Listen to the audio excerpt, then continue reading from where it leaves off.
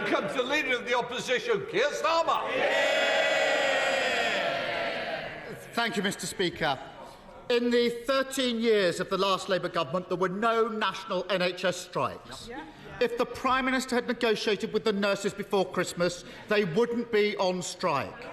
If he'd negotiated with the ambulance workers, they wouldn't be on strike either. So why is he choosing to prolong the misery rather than end these strikes? Prime Minister. Mr Speaker, we've always been clear that we want to have constructive dialogue with the unions.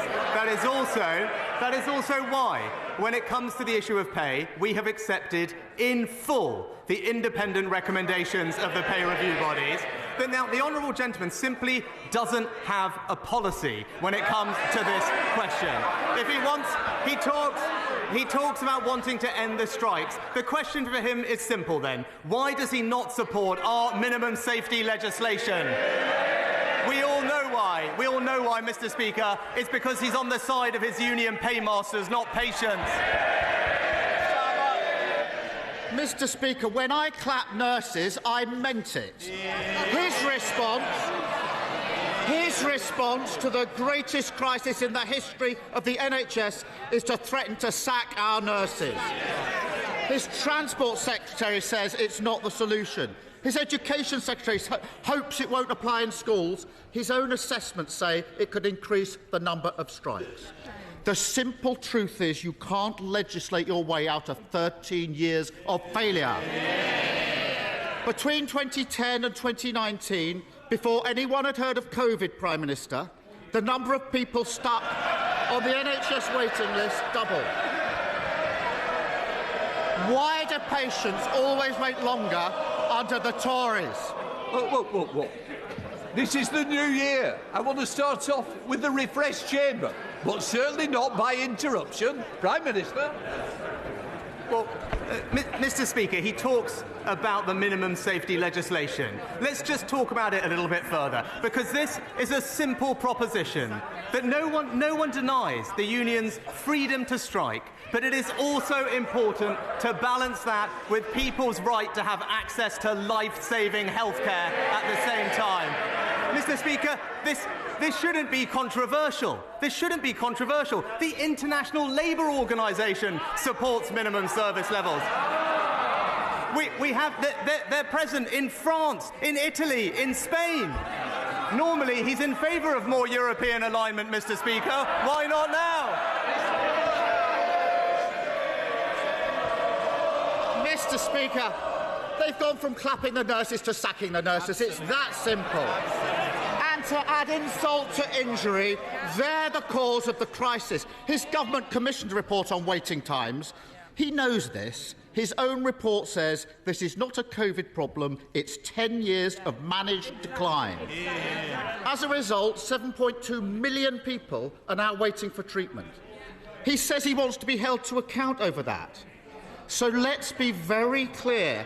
Is his promise merely to get those numbers back to where they were before COVID, that's 4.6 million, or back to where Labour had them in 2010, almost half of that? Which is it? Mr Speaker, again, let's just start with the facts. The honourable gentleman seems to completely ignore the fact that not just in England, but in Scotland and in Wales and in many other European countries, COVID has had an extraordinary impact on health services. Now we have a very clear plan to bring the waiting list down, and it's one that the NHS supports. But I tell you what the NHS doesn't need. What they don't need is Labour's idea. What they don't need is Labour's only idea, which is for another completely disruptive, top-down, unfunded reorganisation buying out every single GP contract. Now, these aren't my words, Mr Speaker. The CEO of the Nuffield Trust said it will cost a fortune and it's out of date, just like the Labour Party. Mr Speaker, so he can't tell us how much he'll reduce waiting lists by or when. So much for accountability that he wants. as ever with this Prime Minister, you scratch the surface and you find there is nothing there. Last month, 1.4 million people waited more than 4 weeks for a GP appointment. When Labour left government, you were guaranteed an appointment in 2 days. When does the Prime Minister expect to get back to that? Well, Mr. Speaker, when it comes to waiting lists, we've already eliminated 2-year wait lists, done last year. We're on track. We're on track. We're on track this spring to eliminate those waiting 18 months, with a clear plan to go further, to eliminate those waiting 52 weeks by next spring. And we're doing that with record funding, more community diagnostic centres, more surgical hubs and more patient choice. And that's why, Mr. Speaker, I've made tackling wait lists one of my 5 priorities. But what are his? They seem to change every single week. Right? That first, he was against NHS outsourcing. Now, he's apparently in favour of it. He's inconsistent, unprincipled, and in hock to his union. I wonder if Order. Can I just remind the Prime Minister, it's Prime Minister's questions, not opposition questions. Keir Starmer. Thank you, Mr. Speaker. I heard the Prime Minister saying he's now registered with an NHS doctor, so he'll soon enjoy the experience of waiting on hold every morning at 8 a.m. to get a GP appointment. But I can tell him that those that are waiting now don't want another round of empty promises or boasting about what he's done. They just want to know when they'll be able to see a doctor. And this is not just about routine care.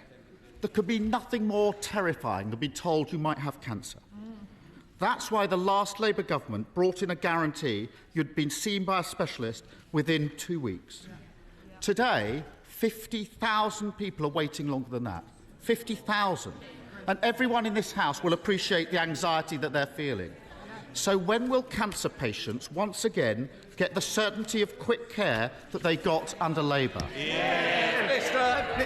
Mr. Speaker, why is there a challenge with cancer times right now? I tell you, again, it's just... absolutely no understanding of the situation, Mr. Speaker. What happened to cancer referrals during COVID? They went down by almost 2/3, Mr. Speaker. That was because of a pandemic that they went down. And by the way, if we had stayed and listened to him, we'd still be in lockdown and there'd be a bit more waiting list, right, Mr. Speaker? But actually, right now, there are record levels of cancer treatment as we catch up with those missed things. But he talks about what's terrifying, Mr. Speaker. What's terrifying is right now. What's terrifying is that right now, people not knowing whether when they call 999, they will get the treatment that they need. Now, Mr. Speaker, in Australia and Canada and the US, they ban strikes on blue light services. We're not doing that. All we're saying is that in these emergency services, patients should be able to rely on a basic level of life-saving care. Why is he against that, Mr. Speaker? There's not a minimum level of service any day because they've broken the NHS. And he's not promising that people would get to see a doctor in a few days like they did under Labour. He's not promising that cancer patients would get urgent treatment as they did under Labour. He's not even promising an NHS that puts patients first like it did under Labour. No, he's promising that one day, although we can't say when, their record high waiting list will stop growing. And that's it. After 13 years in government, what does it say? That the best they can offer is that at some point they might stop making things worse. Prime Minister. Well, Mr. Speaker, when it comes to the NHS, it's crystal clear. The Conservatives on the side of patients, Labour on the side of their union paymasters.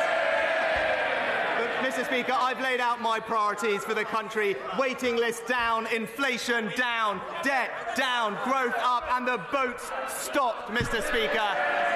All he does is flip from one thing to another, and that's the difference between him and me. He's focused on petty politics. I'm delivering for Britain.